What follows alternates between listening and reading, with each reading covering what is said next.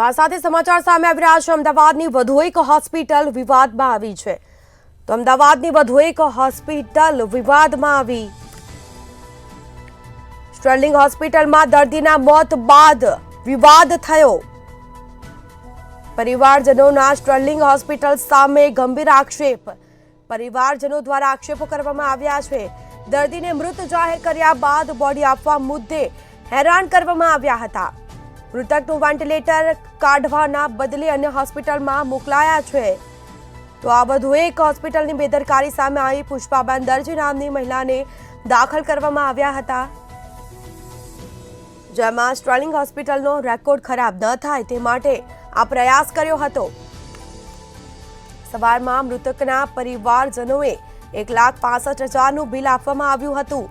દિવસ દરમિયાન તબીબની મુલાકાતનો 23,000નું બિલ ઉમેરતા હોબાળો થયો। તો મોત બાદ ડોક્ટર વિઝિટનું 23,000નું બિલ આપ્યાનો પણ પરિવારજનો દ્વારા આક્ષેપ કરવામાં આવ્યો છે।